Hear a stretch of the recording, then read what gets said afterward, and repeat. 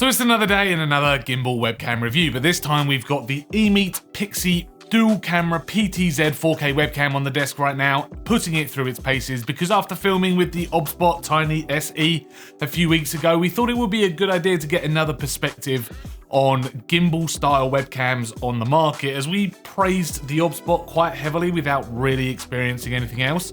Now, I won't really be comparing the two here, that video is on the way, but I will be running through what I did and didn't like with the EMEET PIXY and why I have used it for some more content on the channel already. So I was surprised actually to see the size of this thing, as I was expecting something really much smaller. I mean, it's not giant by any means, but coming from the Obspot Tiny SE, then yeah, I suppose it is, but maybe for a good reason.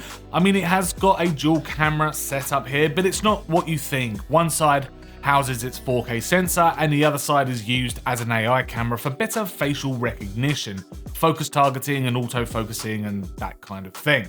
And what's funky is that they've made it look like a face, and if you didn't think that at first, then you will now, every time you look at it. It's like a character that could be found in WALL-E or something like that. Now, it sits at 56 by 43 by 22 millimeters, which is a bit of a chunk for the top of your monitor, I think, though the stand it does come with is very much weighted as well, and I had no problem angling it quite harshly towards my desk to film my top-down shots. It has got a 1 to 2.5 inch Sony sensor, which promises a max 4K resolution at 30 frames per second, though if you did want to shoot at 60 FPS, then you're going to have to drop the resolution down to 1080p. It has got an f1.8 aperture, and in terms of quality inside of a well-lit room, it gives a decent image, absolutely, but compared to their marketing materials about their AI being able to make their subjects pop out from the background, I can't say I'm really too impressed with that.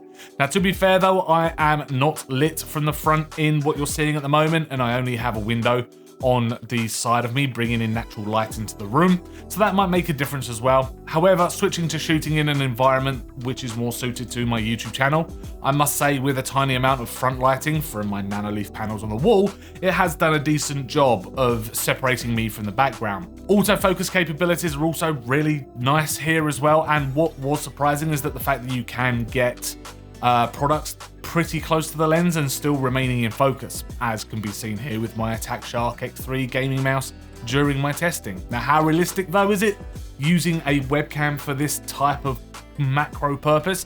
It's nice to have for sure if you need a quick macro video for your content creation, but I'm not sure if the quality is really there to hold up a macro focused video. But for my content, as explained in my Obspot video, I use my webcams to create content for my Steam Deck videos or for shooting top-down shots of gear during my mouse and keyboard reviews, and I must say that I wasn't disappointed with the EMEET PIXY for this reason and for this use case. Now, I will say that the field of view is a little bit narrower than my Obspot Tiny SE, but for my top-down shots, it didn't really make much of a difference between the two, and everything could be seen nice and clearly, despite a bit of overexposure on my Logitech mouse due to the LEDs of my case fans brightening up the desk. But again, a lower light level environment, I would be happy enough with the quality this webcam produces for my content needs anyway. Now, in terms of tracking, not that I use this feature really for the content that I make, I was quite impressed with how well it did keep me in frame, even when I did try and confuse the camera by leaving the room, and then also coming back in again, and by also darting around my living room to see if it would lose me. And to my surprise, it just didn't. It kept me in frame. Not that I would guess many content creators are going to be darting around the room like that, but yes, you do see it. But it is nice to see that it can keep up with those needs. Now, the AI features here I feel are pretty much kicking in to keep me in focus and tracked, rather than actually keeping me separate from my background like I mentioned before. The software here is pretty easy to manage as well, and it is available through the EMEET website. It is called the EMEET Studio and has features such as preset positions. You can change tracking modes so the camera can follow you around, and add a bunch of effects and a custom option to stylize your scenes. Now, one thing I was shocked to see is that it had no shallow depth of field mode to blur the backgrounds, unless I've completely missed it somewhere, which is rather disappointing, as I do like to use that when creating my Steam Deck videos, especially for talking heads. You've got a virtual camera capability as well, which I like to use when creating content using OBS Studio and a bit of live streaming, so I can target the virtual camera from the EMEET software. Now, all in all though, it is not a bad bit of software, though it is, albeit a little bit basic.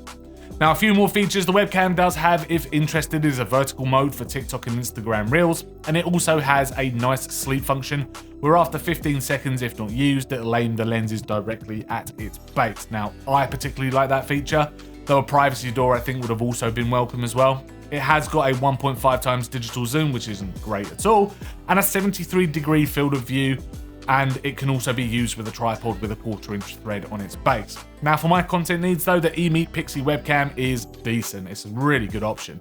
I really got on with it and it produced a wonderful image quality. Now, for face stuff, the camera, I would have liked to have a wider focal length to get more of my head and shoulders into the scene, and also a shallow depth of field mode, but it's really not a massive issue, and I'm just, I think, maybe being a little bit fussy here, though yes, it is my content after all.